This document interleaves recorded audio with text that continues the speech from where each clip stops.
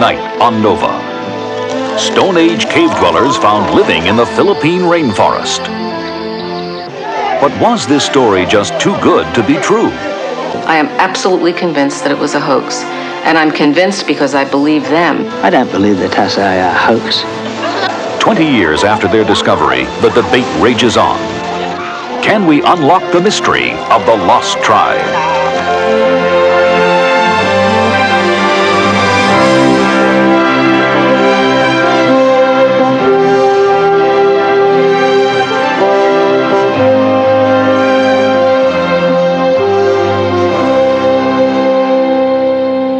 Funding for NOVA is provided by Johnson & Johnson, the signature recognized around the world for commitment to quality healthcare products for the entire family.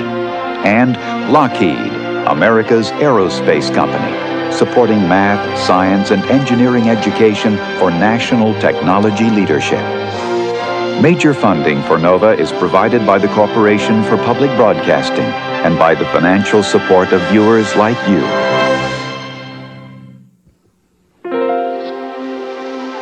It sounds like something out of a Jules Verne novel.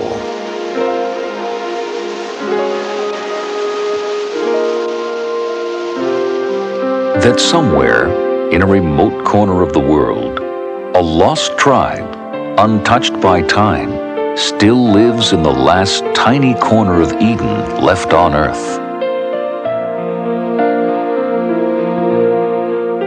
Imagine the excitement when 20 years ago, that tribe was discovered. The Tasaday, 26 men, women, and children living the life of Stone Age cavemen, unaware that there were any other human beings on the planet. Were the Tasaday really the people that time forgot? Or do these pictures tell the story of a hoax, one of the most elaborate in the history of science?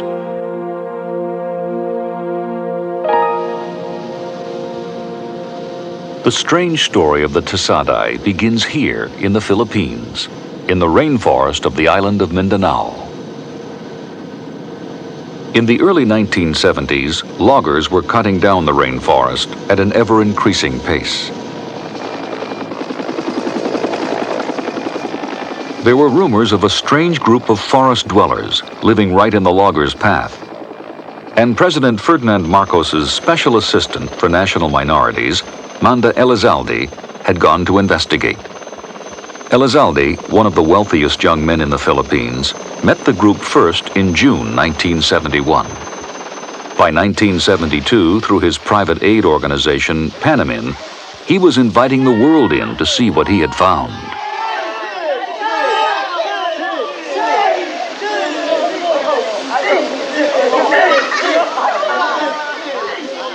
The tribe called Elizalde Diwata, God. Of all the tribes we dealt with, perhaps the Tasaday touched me most. Although they never realized that we were helping them in any way. They didn't know there was a country. They didn't know there was a sea. They didn't know that their land had to be protected.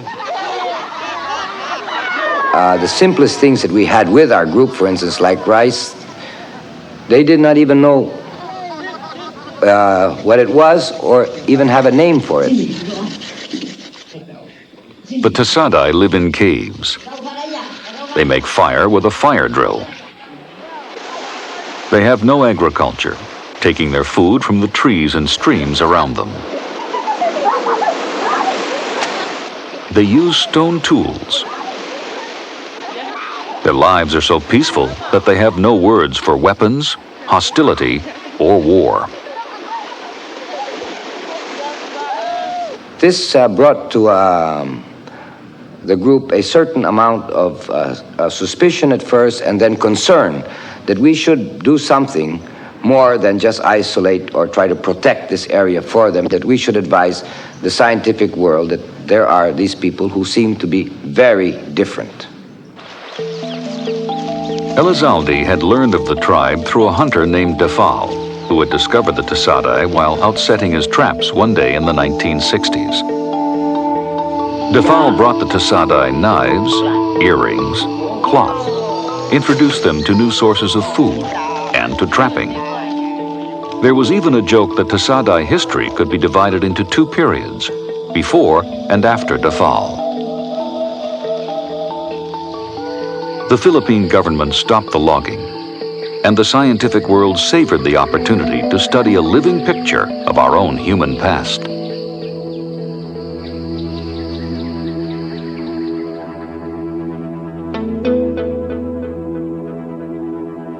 For most of our history, all of the human race lived as the Tasaday seemed to. As Paleolithic nomads, we collected food from the wild by hunting and gathering.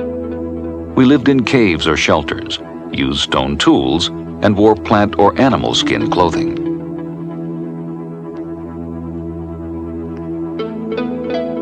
A crucial change began about 10,000 years ago in the Middle East, where we first learned to produce food instead of collecting it from the wild, by growing crops and domesticating animals.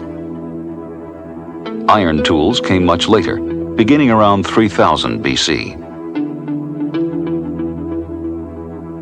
Could the Tasaday have been alone in their caves for 10,000 years? It was a tantalizing idea. These are the Kung people of southern Africa as they were in the 1960s. The Kung, like the Tasaday, and like a handful of other groups around the world, are hunter-gatherers. Because their lifestyle is so ancient, some scientists believe that hunter-gatherers may have a society and nature closer to that of our ancestors and might give us insights into our past. Were we, for instance, peaceful or aggressive? But all the hunter-gatherer groups we know of have long been in contact, however indirectly, with agriculturalists and the modern world. That's what made the Tasaday so fascinating. In their perfect isolation, they seem to present man in his pristine state. And they couldn't have come along at a better time, as anthropologist Alan Barnard explains. In the 1960s, I think the notion of the primitive hunter-gatherer was more important than it is to us today. Perhaps it stems from the hippie movement, the flower power idea, and so on. I think somehow anthropology had its own notion of flower power, which was, for us, a kind of interest in primal mankind. People thought the Tasaday were the primal people, were somehow more original, more true, purer in spirit, perhaps because they were out of contact, it was said, with other groups. The Tasaday became instant celebrities. National Geographic magazine devoted 32 pages to the Stone Age men of Mindanao, reporting that stripped of civilization, the tribe lived as equals, and that it seemed that one Tasaday man needed to work only 2 hours a day to supply enough food for his family. For their peaceful and affectionate nature, the tribe became known as the Gentle Tasaday. 1 month later, NBC News correspondent Jack Reynolds introduced the tribe to a national television audience. There are a few words in the Tasaday language that you should know because you'll be hearing them during the course of the program. The first word is chi, which means wow, oh boy, holy smokes. Chi. Oh. The second word is oho, which is affirmative. It means that's right, that's correct, yes sir. And the other word is kakai, which means friend. Oh, mafian. Kakai lobo, kakai lolo. Oho. The other word is mafian, which means beautiful, good, all things nice. Mafian. Oh, mafian. Kakai lolo, mafian. Oh, mafian. Oh, she. Kakai. The image of the Tasaday was firmly fixed. But what were the scientists finding as they worked side by side with the press? In August of 1972, the Tasaday were visited by Douglas Yen, a world-renowned ethnobotanist. Yen spent a month with the Tasaday, studying their diet and their knowledge of forest plants. It was one of the best periods of field work that I ever had. I enjoyed it immensely. I liked the people. I liked all of them.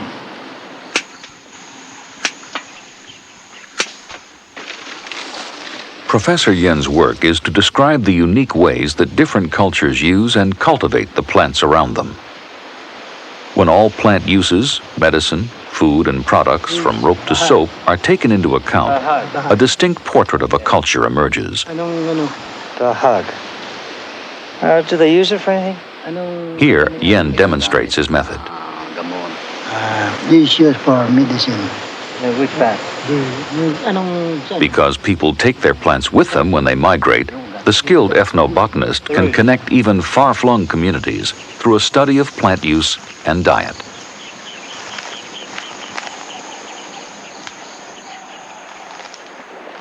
Yen's analysis of the Tasaday diet showed low levels of both protein and carbohydrates. Before Travle taught improved hunting skills, it was a distinct possibility that food gathering was not the easy game depicted in the news reports. Life in the Garden of Eden may have been tough.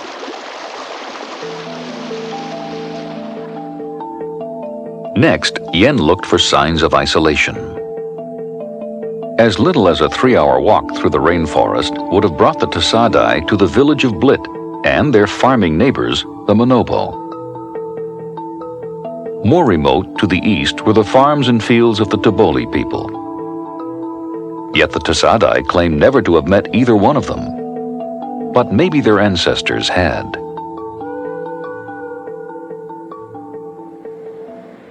From the specimens and data he collected in the field, Yen tried to draw historical links between the Tasaday and their farming neighbors. The comparison was surprising. As had been claimed, the Tasaday recognized no cultivated plants. They had no agriculture. As for wild plants, the expectation was that a tribe alone in the forest for thousands of years would know and use more plants than anyone. But the Tasaday knew less. Yen's first guess was that the Tasaday might be a group of secondary primitives, people who were once part of the main farming community who had split off.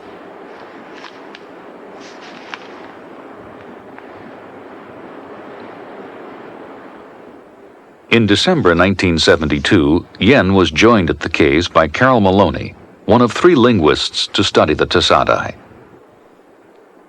The linguists were trying to pin down the length of Tasaday isolation through an analysis of their speech. One way in which language helps us to learn about the history of the Tasaday is because language is so conservative. It retains the sounds and forms long after the culture or the material objects have disappeared. In English, for instance, we have the term chariot long after the associated material object has disappeared. With the Tasaday as well, we can learn about their past through study of their language.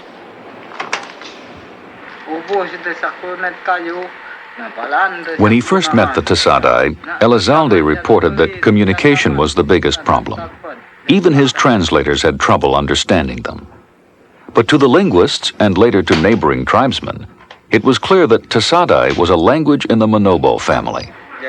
In fact, as much as 80% of the Tasaday vocabulary was identical with one Manobo language. That meant contact, as Doug Yen's work had suggested. The Tasaday must have split off at some point from the Manobo farming community. The idea that the Tasaday had been lost in their caves for thousands of years now disappeared. Could their language suggest just how long ago they did become isolated? Some Tasaday words were unique, and there was a lack of terms for many of the everyday objects of Manobo life. The Tasaday accent, the tune of their speech, as the Manobo put it, was unusual. Maloney compared each Tasaday word with its Manobo equivalent, examining the pronunciation changes. These sound shifts can reveal a great deal about history. English has two words, chief and chef, which have been borrowed from the same French word. We know that the first one, chief, was borrowed before the 16th century, and the second one, chef, after the 16th century, because we know that French underwent a sound shift in the meantime, from the ch sound to the sh sound in that environment. Now, using that kind of knowledge, historical linguistics can show us when Tasaday split off from their Manobo neighbors and formed a language of their own. This initial linguistic analysis moved the Tasaday out of the Stone Age and into the Middle Ages. No more than 800 years ago, around the time Marco Polo set sail for the East, the Tasaday split off from the farming Manobos. Since that time, they had so little contact, they developed their own culture and way of speaking. The Tasaday weren't originally cavemen at all, it seemed, but they had become them. Further details might come from the anthropologists. But the late Robert Fox, the anthropologist who organized the research, was only able to meet the Tasaday 3 times, and never at the caves.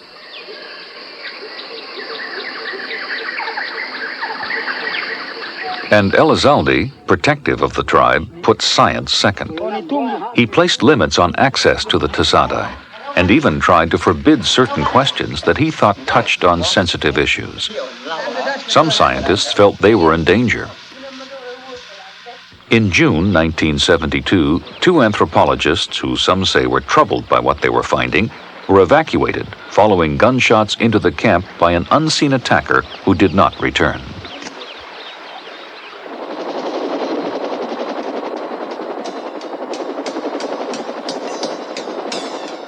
Meanwhile, there always seemed to be time for the press and their helicopters.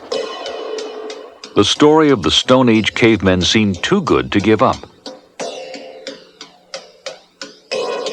There were quarrels with Elizalde, complaints that publicity seemed to be his main concern. Film star turned photojournalist Gina Lollobrigida got in to see the Tasaday, but no full-scale, long-term anthropological study could be arranged. The Tasaday area had been declared a national preserve. Then, in 1974, the stream of visitors was stopped, and the press and the scientists were ordered out. There would be no further study of the gentle Tasaday.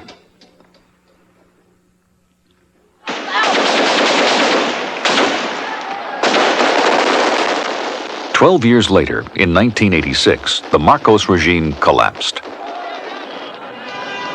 In the chaos that followed, a Swiss journalist, following a tip, slipped down to see the Tasaday. They lived in houses, they didn't live in caves. And they told me that they were in fact not a separate tribe called Tasaday, but that they were from the local tribes Manobo and Tiboli. They told me that it was the idea of Elizalde to make them pose as cavemen and Stone Age people in order to become famous. This is Gintui with his 2 wives and children and his cloth. That's how I met him the first minute. An interesting thing happened 1 week later. A German magazine called Stern, they sent their own reporters there. They didn't know that I was there. I didn't know about them either. And the funny thing happened that the same man, Gintui, was presented to them as Stone Age cavemen. This time wearing leaves, and you can see it's made quite silly. Some underwear underneath the leaves, you can see it through here. The Tasaday was a hoax orchestrated by Elizalde. The news was a sensation.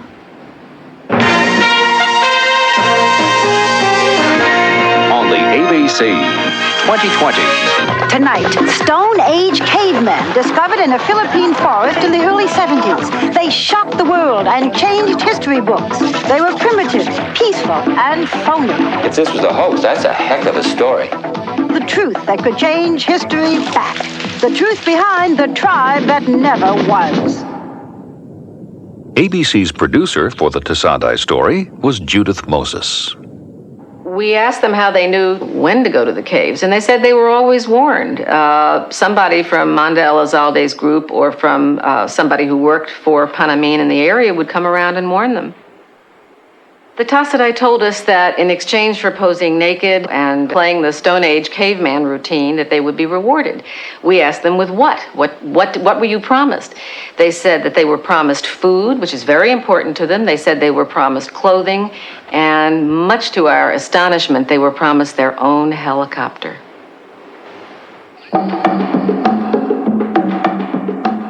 In the Philippines, rumors that had circulated for years were now openly discussed.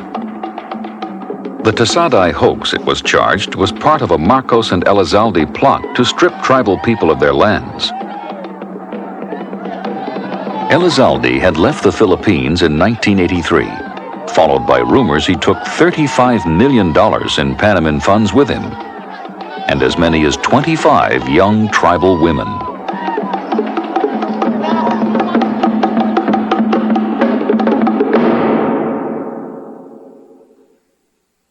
Absolute lies. All of these accusations are absolute lies, based on gossip, on rumors, and have no basis in fact. Manda Elizalde returned to the Philippines in 1987. He has built a replica of the Tasaday Rainforest on his estate. All these accusations are foundless. They are based on gossip, rumors, and deliberate lies. Now, why they did this is a rather complicated story, and I am ready to confront any of them and tell them why they're doing it. The loggers, cause-oriented groups who may have a political motivation, scientists who perhaps, like in a minor case like the Tasaday, were scared to go into the mountains where we lived, because I lived in the mountains with the tribes, and now try to make analysis and conjecture sitting in a plush office in Manila when we were sitting in leech-infested areas fighting together with the tribes against all comers.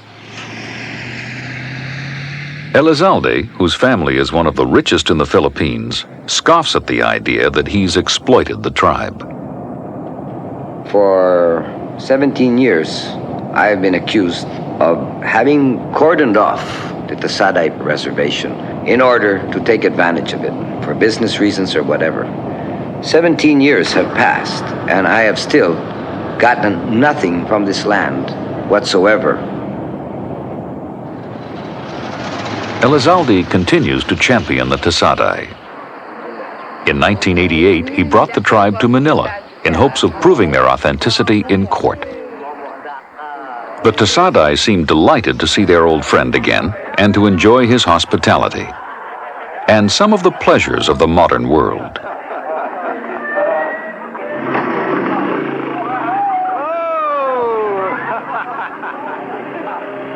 Certainly, the tribe had been exposed to much that was new since 1972, and they had changed. But were they a hoax? There were 14 scientists who had seen the group in the early 70s, and none of them had ever said the Tasaday were a fraud. In the light of new evidence, would they change their minds?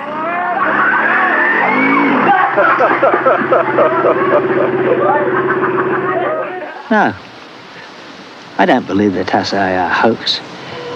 I have my opinions about the exploitation of their existence, but not that they're a hoax. There's nothing that anyone said that would make me believe that it's a hoax. I was quite skeptical about the Tasaday before I went there. That they might be Stone Age holdovers. Oh, come on. I thought that there were only 27 of them and that they lived in a forest only a 3-hour walk from farms and fields.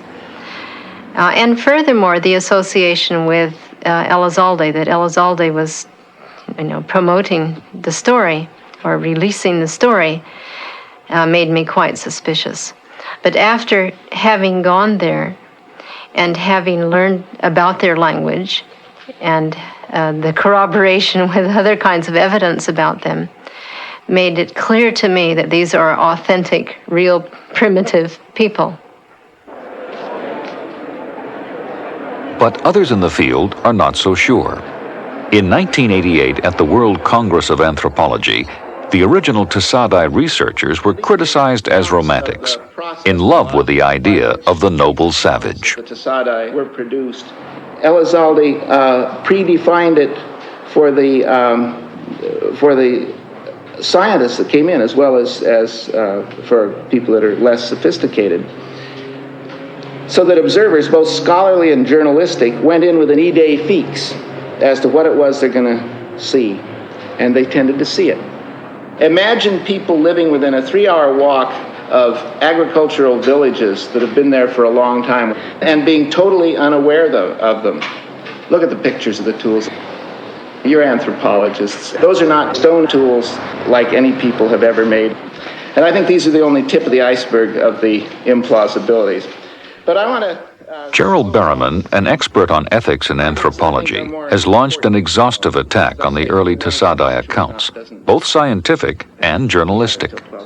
The initial reports of the Tasaday are, to me, as an anthropologist, implausible, and beyond that, they're preposterous in their implausibility. It was said that these people not only lived in caves, but they had left no remains whatsoever in those caves of the food they ate or the tools they had. Archaeologists know that this is an impossibility. As to the nature of their culture, it was said they had no hunting technology of any kind, no fishing technology of any kind. They had to catch the fish by hand. The largest thing they had ever eaten that was a living, moving being was a frog.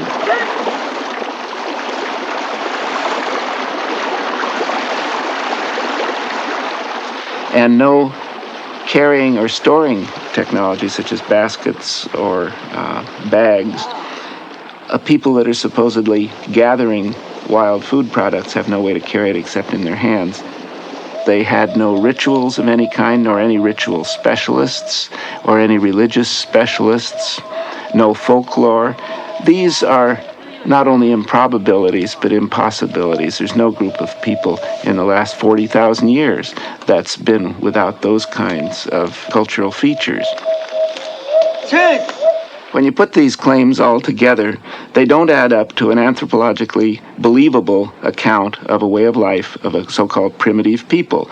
It sounds more like what a junior high school class assigned to invent a primitive religion, a primitive way of life, might have put together. No insult to junior high school students, but it is not anthropologically believable. It's not authentic, and that's why we question it so seriously.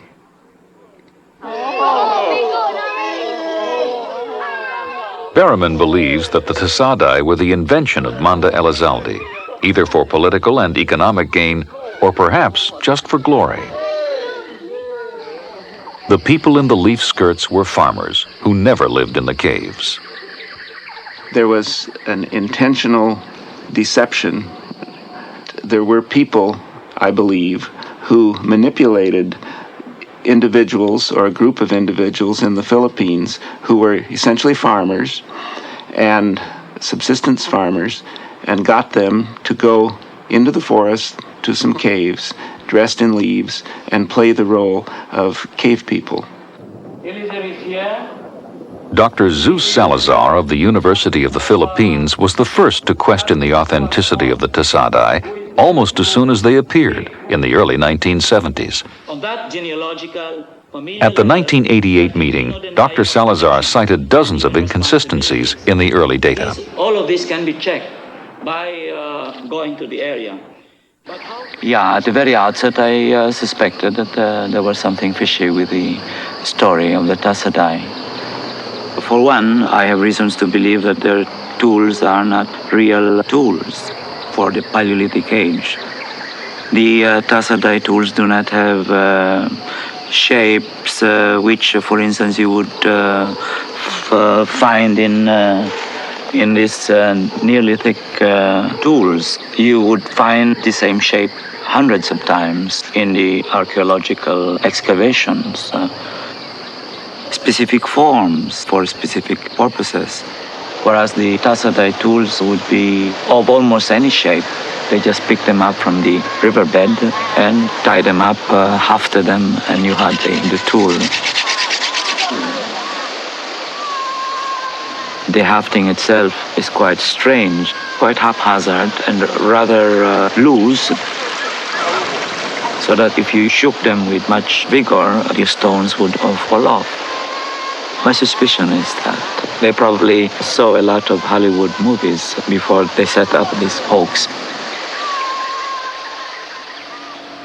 Not all the experts agree. At the University of Kent in England, archaeologist Ian Glover. Salazar has a point, of course, that the tool he illustrates and talks about is a very finely made Neolithic adze, such as a piece like this.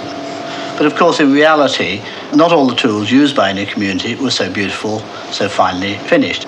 It's rather like expecting that the sort of furniture and ceramics and glassware in our houses is all like the sort of objects you find in the Victoria and Albert Museum. A piece like this, for instance, just looks like a broken pebble. We know it is a stone tool, probably used as a pick for breaking up shellfish on the beach. Similarly, we might find, this is one from Australia, or we might find a piece like this from an early Neolithic site in Sumatra. It would be difficult for someone who wasn't a specialist, and indeed myself, if I found this in a situation other than an archaeological site where we know man was there, building houses, leaving his food remains behind, we'd have some doubt that this really was the stone tool. But I think the context of it persuades us that it is. Our image of hafted stone tools normally fits something more like this. A hafted polished stone adze from Polynesia on a strong hardwood hafting lashed securely, used for canoes and house building.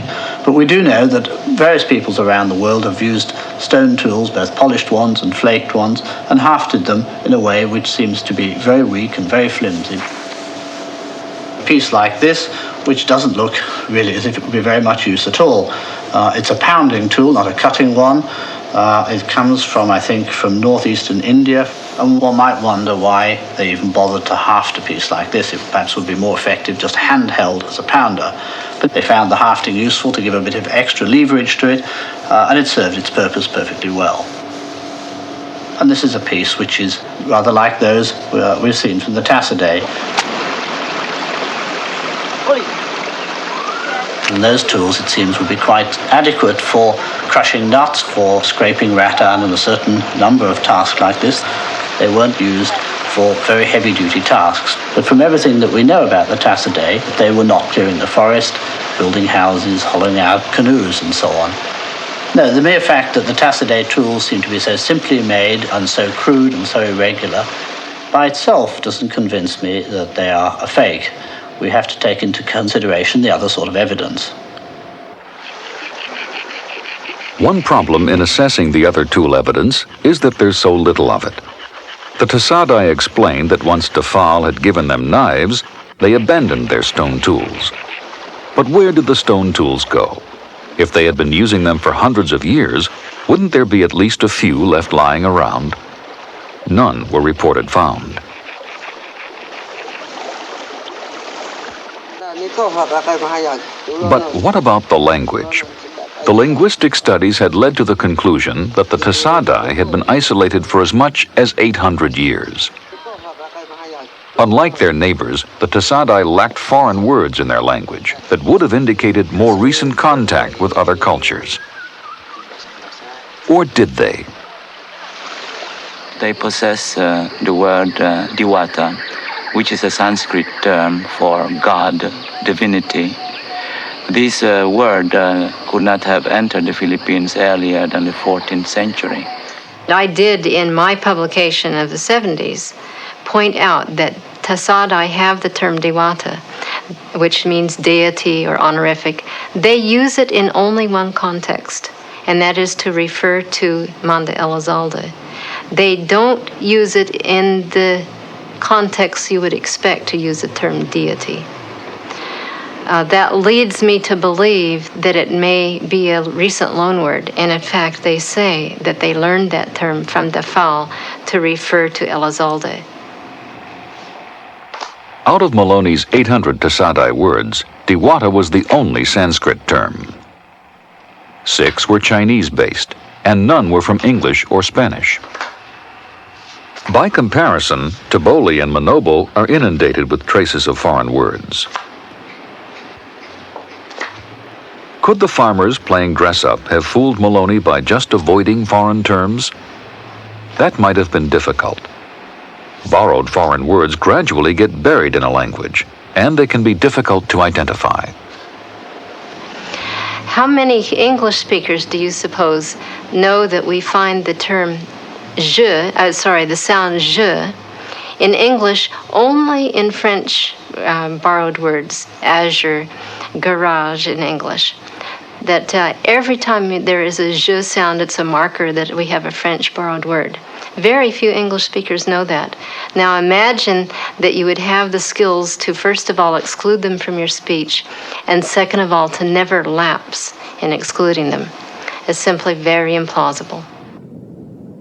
But since Maloney did her study, the field of linguistics has refined the statistical method used to date separation. The new, more conservative method suggests the Tasaday separated from their Manobo neighbors as recently as 150 years ago.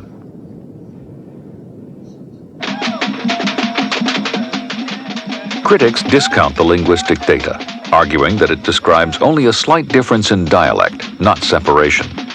They say the Tasaday actors were drawn from these people, the Taboli. Certainly, the Taboli appear quite different.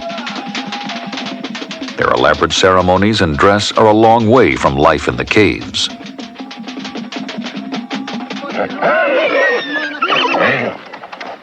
And their character appears different as well.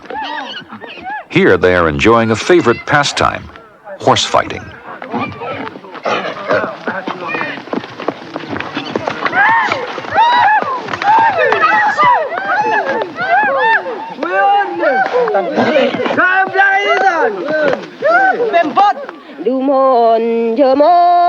But the biggest difference is that the Tabolis and Manobos are farmers.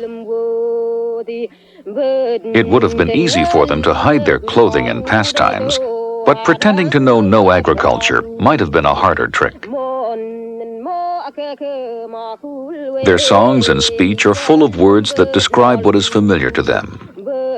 For instance, they have literally hundreds of terms just for agriculture, types of fields, types of soil, types of crops, like the rice and beans, which are part of their regular diet. In fact, almost all their foods are cultivated.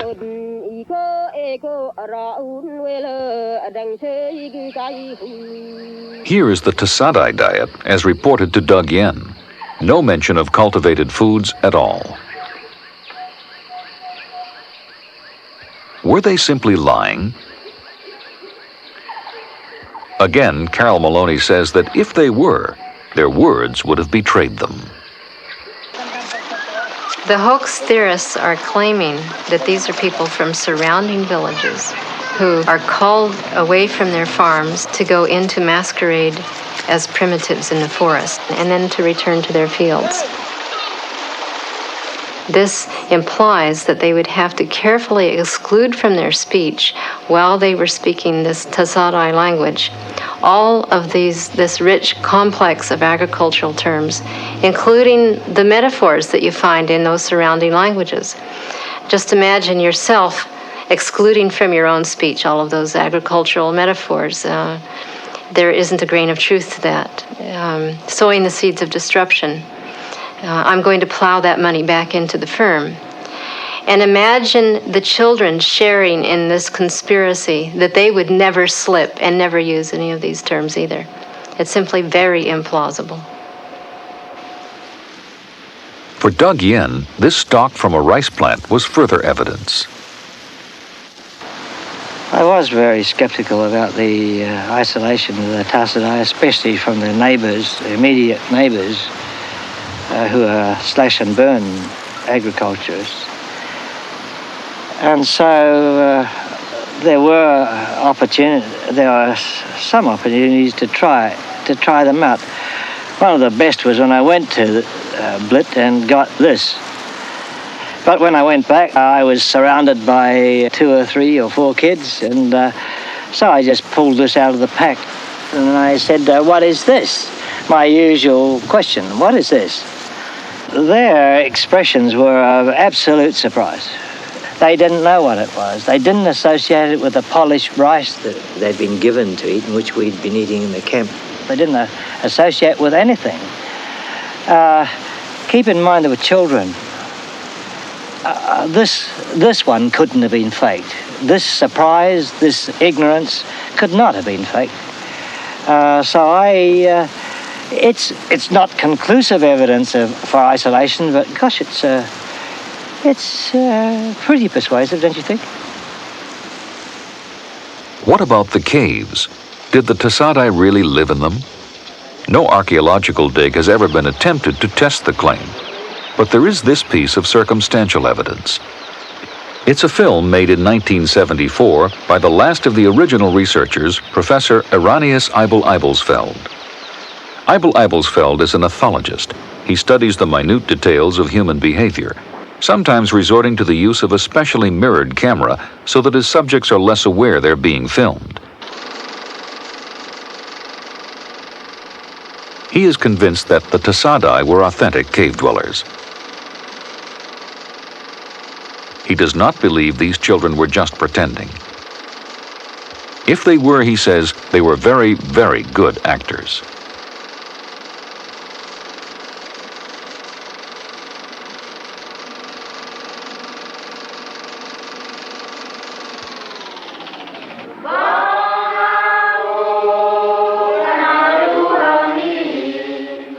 Today, access to the Tasaday is still limited to those with government approval.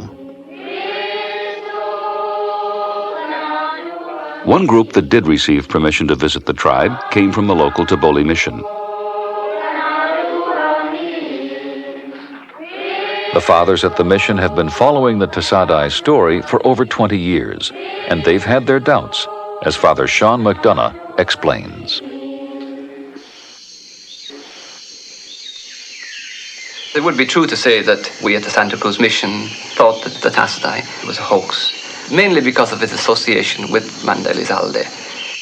Recently, the Tasaday invited us to go in to see how they lived in caves, and our people now believe what they say about themselves, that they are Tasaday, that they speak a different language, that they have a different way of life.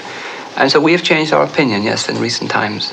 The Boli people would say in general that the Tasaday are separate people whom they did not know in the past, that they speak a separate language, that they don't understand that separate language, and therefore they would say, for them, they are not a group of Taboli people masquerading as Tasaday. That's basically what most of the Tabolis that I know have said in the last 18 months since they've begun to meet them. But if the Tabolis lived so close to the Tasaday caves, how could they have not known about their neighbors? The rainforest could have prevented contact.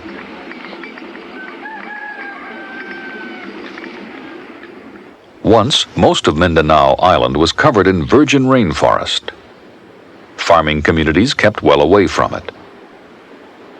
In the Tasaday area itself, the forest was intact until the 1950s. Then came a huge influx of loggers and immigrants, which pushed the forest back away from the coast.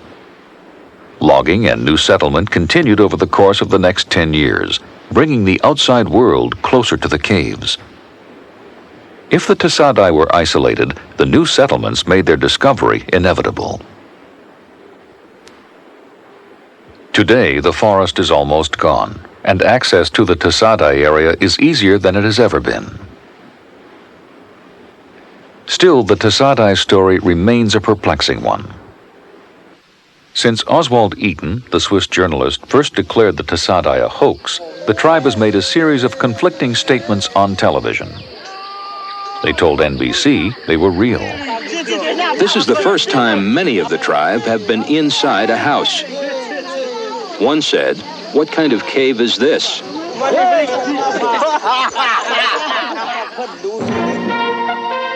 And they told ABC they were fake. News Magazine, 2020. I am absolutely convinced that it was a hoax, and I'm convinced because I believe them. They've told Philippine television they were real.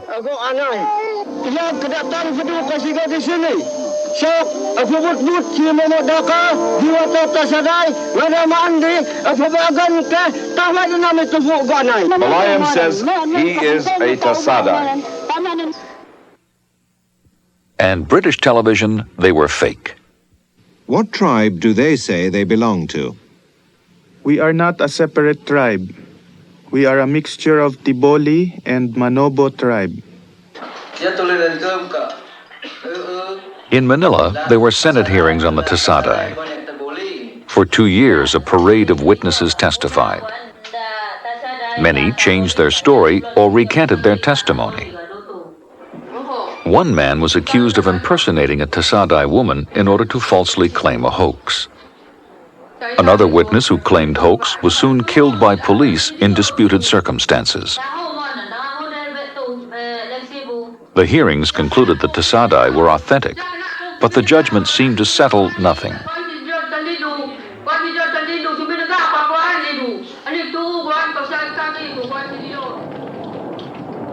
At the Summer Institute of Linguistics in Dallas, Texas, anthropologist Thomas Headland has been puzzling over the story of the Tasaday for the past 3 years. A veteran of more than 20 years fieldwork in the Philippines, Headland's been editing a book that brings together all the Tasaday arguments in one volume. With the book complete, he's now ready with his answer to the riddle of the Tasaday. Was it a hoax or not? Well, that's a question I'm asked all the time, and most people give me about 17 seconds to answer that. It's complicated, and it's hard to answer shortly, but I'll give it a try. If you mean, was it a hoax? Do you mean, were these people paid performers, paid to go in from outside and pose in the rainforest as some kind of primitive Stone Age people? Then I'd say, in that sense, it wasn't a hoax. Now, if you're asking me, were there exaggerations, were there untrue stories told about the Tasaday, then, in that sense, it was a hoax. There were certainly gross exaggerations made about the Tasaday. And one thing that's important to remember is these exaggerations, these false reports, perhaps made unwittingly by journalists, media people, and maybe even scientists that were excited about what they were finding, they exaggerated the stories, but you must remember there were also untrue, incorrect statements made in the 1980s, in my opinion, by people that were claiming that it was a hoax. Headland believes our understanding of the Tasaday has changed as our own ideas about hunter-gatherers have shifted. Well, throughout the first half of this century and into part of the second, the idea, certainly in the popular mind and even with anthropologists, was that hunter-gatherers lived a miserable existence, barely able to find their daily food, and it's a wonder they ever survived before they discovered agriculture. Then in 1968, there was a dramatic shift in anthropology looking at hunter-gatherer societies, hunter-gatherer peoples, human foragers. It was decided, based on some evidence, that these people actually lived a very affluent lifestyle, was the term they used. They had enough food. They were able to find plenty of wild foods without even having to work very many hours a week, and were relatively healthy people, too. This idea became very popular at the end of the 60s. Then 2 years when this idea was at its height, this affluent forager idea, the Tasaday were discovered. Here was a group that fit the model perfectly. The Tasaday were described as extremely affluent people. National Geographic said that a man only had to work about 2 hours a day to supply food for his family. That they were in very good health. They were so peaceful and leisure they didn't even have any word for war. And so they described these people as more affluent than they were. I teach my students in my classes before they go to the field, my grad students, about the danger of self-fulfilling hypotheses. Don't go out and come back with the data you hope to come back with. Just let truth lead you wherever it will when you get to the field. Collect your data and bring it back and write it up. This wasn't done in this case.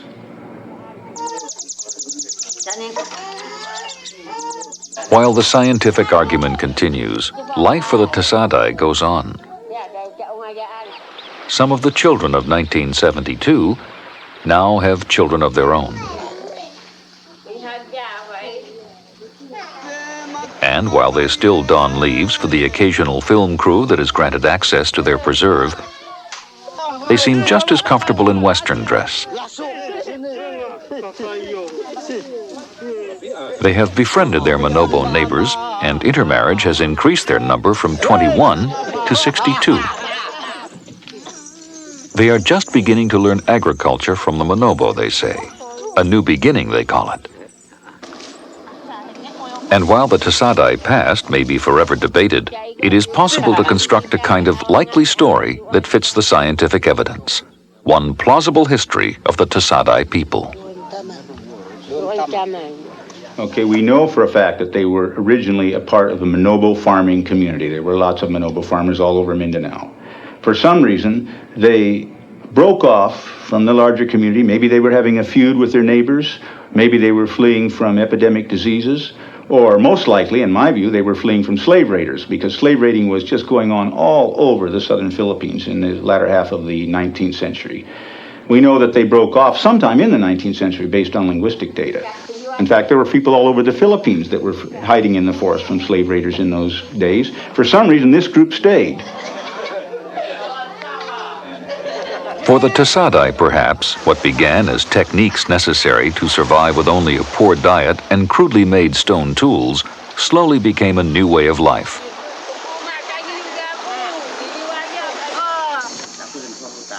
As generations passed, memories of the outside world dimmed.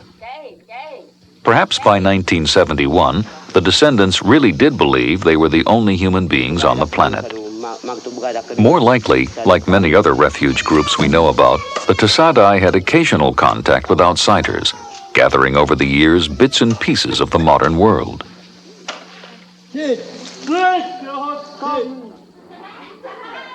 Far from an idealized image of the remote past, the Tasaday may, in the end, present us with a darker picture of the tangled present. They adapted to an economic life of hunting and gathering and foraging, and in my view, trading with their farmer neighbors downriver. Then, 1971, along comes Manuel Elizalde and his helicopter. Well, this changed Tasaday life forever. As the Tasaday enter their third decade of celebrity, it may seem that the end to the controversy about them is in sight. But the main combatants in this strange story remain unconvinced. The argument continues in the same impassioned tone it took on at the 1988 World Congress, when journalist John Nance, who had popularized the Tasaday in the 1970s, found himself face to face with his detractors. This is the ugliest, the most disgusting, the most disgraceful story that I've ever been involved in. The reason why it took off is I think it was a combination of second-rate science and fifth-rate reporting. There are no authorities in science. Even the greatest authorities are liable to be questioned about their data. I mean, you keep saying those things and dismissing this, and you say that after I sit there and listen to Judith and Moses, and this gentleman supports her, I mean, what can I do? She is just libeled and scandalized me. So this is turning into a circus, and it is not possible to properly discuss the issue. After 20 years, any opportunity there might have been for science to study an isolated group is gone.